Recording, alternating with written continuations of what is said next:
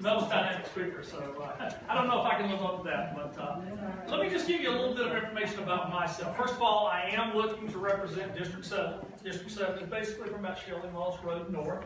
I am a career educator. I have been in education for 35 years. I've been a teacher, I've been an assistant principal, I've been a principal, I've worked in the district office, I've collaborated with school boards. I've been to school board meetings for 20 years. All different counties. So I come from a very diverse background in terms of the different counties that I've served in.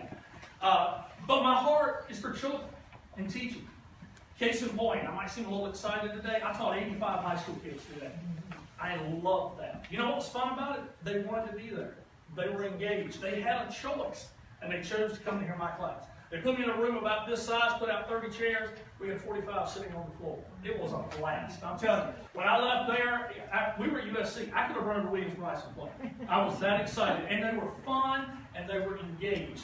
That's what we got to do with our children. We got to keep them engaged.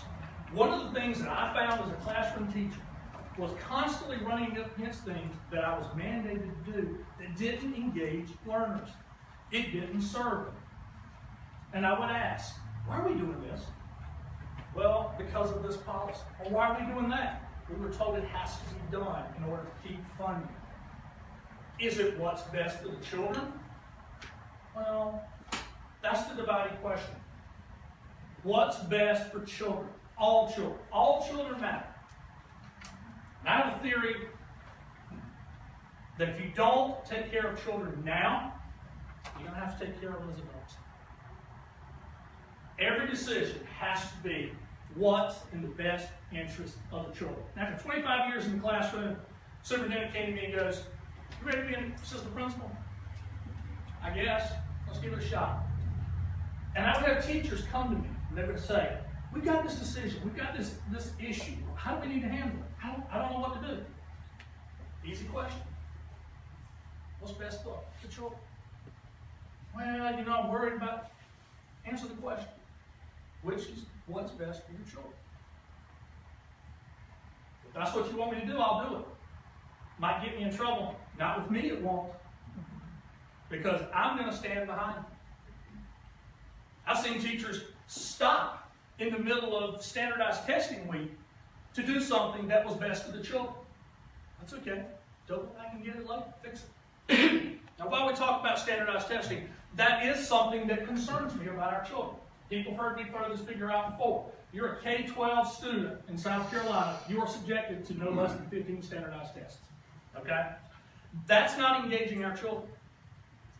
Are assessments necessary? Absolutely. I have no idea as a classroom teacher if I don't pre-assess and post-assess know where my kids are going.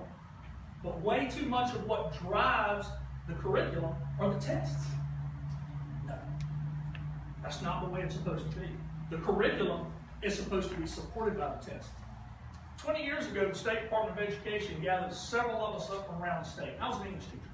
They had us come to the State Department for 2 straight summers. This was back in South Carolina, used to have an exit exam. Guess who wrote the exit exam? Pearson, the private company that did textbooks? Teachers. That was one of them. We sat down and we wrote test questions based on what we were actually teaching and what we believed was important. And then the State Department typed those up and gave them out to the kids. But at some point, private industry got involved and started selling those tests. Again, I will tell you, assessing children is needed because it helps teachers know what our kids are learning. But when you begin the school year and go for 3 weeks doing nothing but testing, you've already lost the engagement of your children. And so that is something that I want to try to work and collaborate with. A lot of those decisions come from the State Department. I've had conversations with State Superintendent Molly Spears. She's a former teacher herself. She agrees. To get things accomplished, though, we're going to have a spirit of collaboration. I've got a former student of mine who represents part of Lancaster County, a former student of mine who's a legislator. We talk. He says, let's get together, let's make some things happen. I've been already talking with other legislators. Can we do some things here? Can we, as educators, come to the table and work with you guys and do things for the children? Let's talk. Got an email the other day from Mike Fanning. Anybody know who Mike Fanning is? Mike Fanning represents Chester Chester County, but he's a state senator, foreign teacher himself. Talked to him about 30 minutes. Got an email follow-up from the next day. Let's talk. So we want to get things done that are best for the children. Now, no one alluded to growth.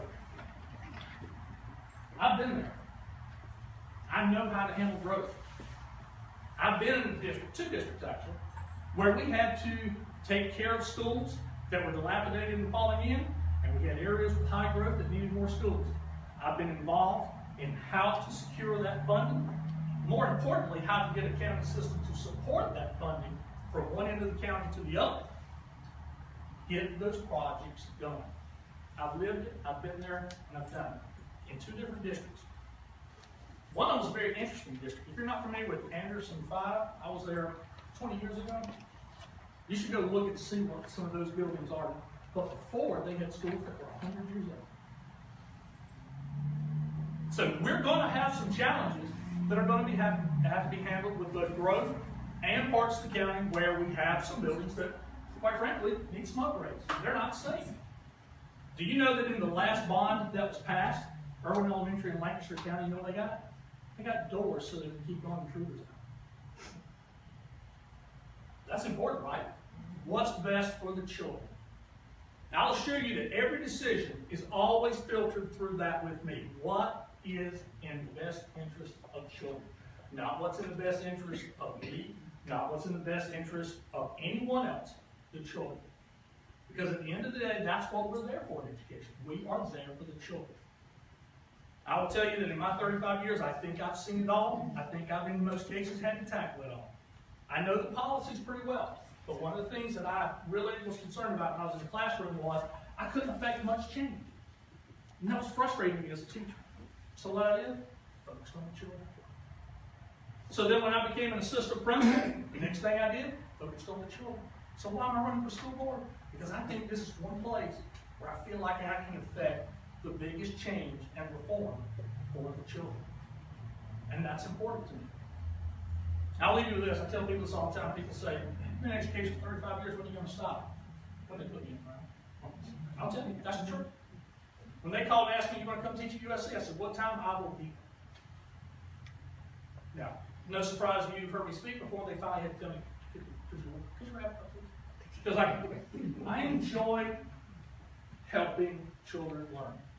But that will always be the guiding question. What's best for the child? And that answers everything. Every problem in education can be handled and taken care of by answering that one question. Thank you. I appreciate your time.